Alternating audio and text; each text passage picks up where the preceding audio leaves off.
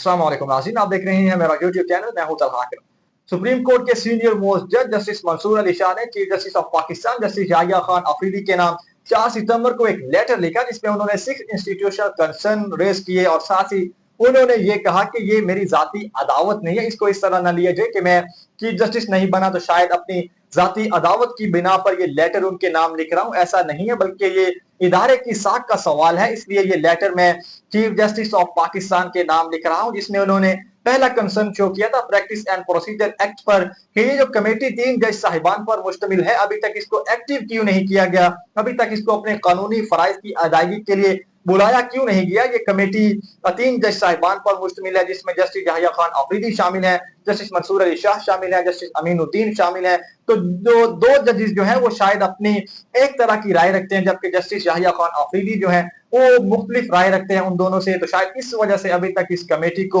नहीं बुलाया गया। जबकि उनका दूसरा कंसर्न ये था जो उन्होंने रेज किया अपने लेटर में कि आपने जो 1980 सुप्रीम कोर्ट के रूल्स 1980 है, इसमें जो तब्दीली की है, इसकी जो आपने सर्कुलेशन किया, इस पर उन्होंने सवाल उठाया और कहा कि आपको चाहिए यह था कि इस तब्दीली से पहले आप फुल कोर्ट मीटिंग बुलाते, फुल डेलिब्रेट डिस्कशन करते, लेकिन आपने ऐसा नहीं किया और आपने ये तब्दीली की और उस तब्दीली को आपने सर्कुलेशन के थ्रू तमाम जज साहिबान को आगाह किया। आपने एक लेटर लिखा, उस लेटर को आपने तमाम जो जज साहिबान की ऑफिस हैं उनको फॉरवर्ड कर दिया। तो ऐसा नहीं होना चाहिए था, आपको चाहिए था कि डेलिब्रेट डिस्कशन करते, फिर उसके बाद ये तब्दीली करते, तो आपने ऐसा नहीं किया। और इन्होंने तीसरा जो यहाँ नुक्ता रेज किया कि जो पॉलिसी ऑन डिसेंडिंग ओपिनियन है, नाज़रीन इख्तिलाफी नोट जब भी कोई फैसला आता है तो उसमें कुछ जजेस जो हैं वो इख्तिलाफी नोट लिखते हैं। तो जस्टिस मंसूर अली शाह ने यहाँ अपना कंसर्न जो है वो शो किया कि आप ये जो इंडिविजुअल ओपिनियन है उसको आप सीक्रेटली क्यों ले रहे हैं। आपको चाहिए ये कि फुल कोर्ट डिस्कशन करें इस पर कि इस जज ने इख्तिलाफी नोट लिखा है तो इसने क्यों लिखा, लेकिन आप ऐसा नहीं कर रहे और आप उसकी राय को सीक्रेटली ले रहे हैं। और इन्होंने चौथा जो अपना कंसर्न शो किया कि जनरल स्टैंडिंग ऑर्डर पर जो आपने अभी जो छुट्टियों के हवाले से आपने नई पॉलिसी लाई है कि जिससे आप जजिस को मजीद कंट्रोल कर रहे हैं, आप जजिस के ऊपर जो पाबंदियां हैं वो मजीद बढ़ाने की कोशिश कर रहे हैं कि अब जो जज विंटर में छुट्टी करेगा वो समर में नहीं कर पाएगा, जो समर में जाएगा वो विंटर में नहीं कर पाएगा, और इसके अलावा कोई भी जज जो है वो बैरून मुल्क का दौरा नहीं कर पाएगा, और अगर वो दौरा करने जाता है तो वो अपनी जो लोकेशन है वो भी शेयर करेगा। तो इससे आप 1997 के जो सदाती ऑर्डिनेंस है उसकी खिलाफ वर्जी कर रहे हैं। और इन्होंने जो पांचवा कंसर्न शो किया जस्टिस मंसूर अली शाह ने अपने लेटर में, उन्होंने कहा कि 26वीं आईनी तरमीम पर जो पटिशन थी वो अभी तक क्यों नहीं रखी गई, ओरिजिनल फुल कोर्ट बेंच के सामने आपको रखनी चाहिए थी। जो कि ये सवाल है, बनता भी है कि जो ओरिजिनल फुल कोर्ट बेंच था जो 17 अरकान पर गालबन मुश्तमिल था 26वीं आईनी तरमीम से पहले, अब तो वो जो बेंच है वो 35 अरकान पर मुश्तमिल है, जजेस पर मुश्तमिल है। तो आप वो ओरिजिनल बेंच के सामने क्यों नहीं आपने अभी तक ये जो पिटीशन है वो रखी। और इनका जो छठा और आखिरी नुक्ता जो कंसर्न इन्होंने यहाँ रेज किया कि आप जो जुडिशियल इंडिपेंडेंस को प्रमोट कर रहे हैं, क्या ये वाकई जुडिशियल इंडिपेंडेंस है या आपने अदलिया को एक रेजिमेंटेड फोर्स बना दिया है। फोर्सेस में अमूमन इस तरह होता है कि चीफ जो है वो एक फैसला लेता है, फिर वो बगैर किसी डिबेट के निचले लेवल तक भी उसको फॉलो किया जाता है, कोई डिबेट उस पर नहीं होती, मनोअन उसको तस्लीम किया जाता है। लेकिन आप अदलिया को भी इसी तर्ज पर चलाना चाह रहे हैं, आप वन मैन शो कर रहे हैं। तो इस तरह नाज़रीन ये इन्होंने 6 जो अपने कंसर्न थे अपने लेटर में शो किए, जिससे हम देख रहे हैं कि बज़ाहिर हमें ये नजर आ रहा है कि अदलिया में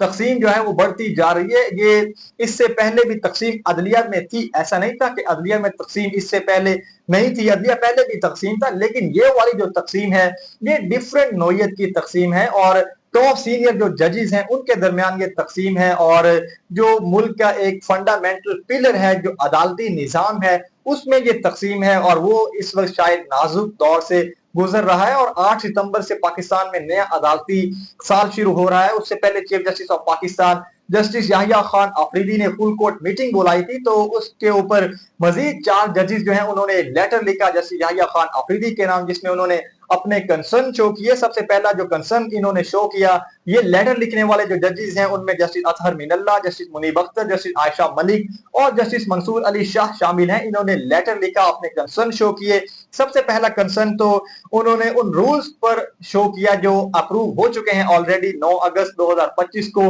1980 जो सुप्रीम कोर्ट रूल्स हैं उनको ऑलरेडी जो है वो चीफ जस्टिस ऑफ पाकिस्तान जो अप्रूव कर चुके हैं। तो इन्होंने ये कहा कि आपने इस पर फुल कोर्ट मीटिंग नहीं बुलाई, डेलिब्रेट डिस्कशन नहीं की, तो आप जो अभी फुल कोर्ट मीटिंग बुलाने जा रहे हैं जिसमें आपने हमें दावत दी है, तो इस पे आप जो है अप्रूवल स्टैंप ऑफ अप्रूवल लेने की कोशिश कर रहे हैं कि ये जो है वो आप अप्रूव हो चुके हैं, आप आए और स्टेप लगाएं और इसको फॉलो करें। तो हम जो है वो इसको नहीं मानते। इस बेसिकली इन्होंने इस पर अपना कंसर्न शो किया और साथ ही इन्होंने ये कहा कि आपने ये सर्कुलेशन प्रोसेस अपनाया है, ये भी आपने खिलाफ वर्जी की है जो अभी मैंने इब्तिदाई में जिक्र किया, और इस तरह फुल कोर्ट को आपने मुकम्मल तौर पर साइड लाइन कर दिया, फुल कोर्ट को आपने इग्नोर किया है और आप आर्टिकल 191 की खिलाफ वर्जी कर रहे हैं। आर्टिकल 191 कानून साजी की बात करता है लेकिन वो कलेक्टिव इंस्टीट्यूशनल की बात करता है, वो यूनिलैटरली बात नहीं करता कि आप अकेले सारी कानून साजी करें। आपने जो है बाकी जजेस जो है उनको एतमाद में नहीं लिया, फुल कोर्ट बेंच आपने नहीं बुलाया और आपने कोई डेलिब्रेट डिस्कशन नहीं की, आपने यूनिलैटरली वन मैन शो जो है वो आप यहाँ शो कर रहे हैं। और इसके अलावा इन्होंने जो प्रोसीजरल इलीगलिटी जो है उस पर भी कंसर्न शो किया कि आपने ये जो सारी तब्दीलियां की हैं जो आइंदा आने वाले साल 2025-26 के लिए आपने की हैं, 9 अगस्त 2025 को आपने उनको अप्रूव भी कर लिया, तो इसमें फ्लॉज पाए जाते हैं, इसमें प्रोसीजरल फ्लॉज हैं, इसमें ये सब्सटेंटिव है, इसमें प्रोसीजरल फ्लॉज हैं। और इसके अलावा इन्होंने कहा कि इसमें रिमूवल और ऑफ डिफिकल्टीज जो है जो क्लॉज हैं उसको यहाँ मिस यूज किया गया है, आपने डिफिकल्टीज की क्लॉज को मिस यूज किया है। रूल 104 जो है वो जस्टिफाई करता है प्रोसेस को, लेकिन यहाँ ऐसा नहीं किया गया। तो आपने जो अभी जो अप्रूव किए हैं जितने भी रूल्स हैं इनमें लीगली तौर पर और इंस्टीट्यूशनली यहाँ काफी ज्यादा जो है फ्लॉज पाए जाते हैं, तो हम इनको नहीं मानते। बेसिकली इंचार्ज जजेस ने ये कंसर्न जो है वो शो किए हैं और अपने लेटर लिखे हैं जैसे याहिया खान अफरीदी के नाम। तो अभी हम देख रहे हैं कि मुल्क का जो अदालती निजाम है जो एक फंडामेंटल पिलर होता है किसी भी रियासत का, मुल्क के इस वक्त जो 3 बुनियादी पिलर हैं जिसमें एग्जेक्टिव है, लेजिस्लेचर है और कोर्ट्स हैं, जुडिशरी है। जुडिशरी में अभी हम तकसीम देख रहे हैं जो इससे पहले शायद इस तरह नहीं देखी गई जिस तरह की अब देखी जा रही है। और किसी भी मुल्क की तरक्की के लिए, पायदार तरक्की के लिए,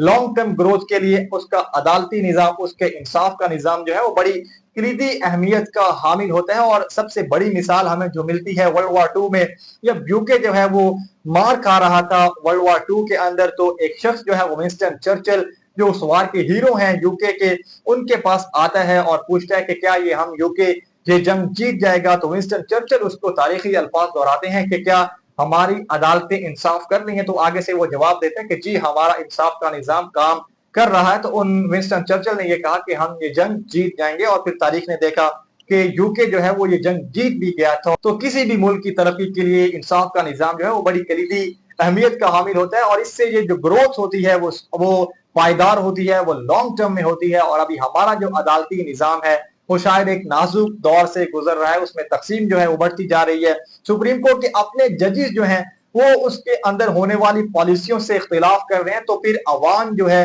वो शायद उसको किस तरह तस्लीम करेगी, ये बहुत बड़ा सवाल है। अल्लाह निगहबान।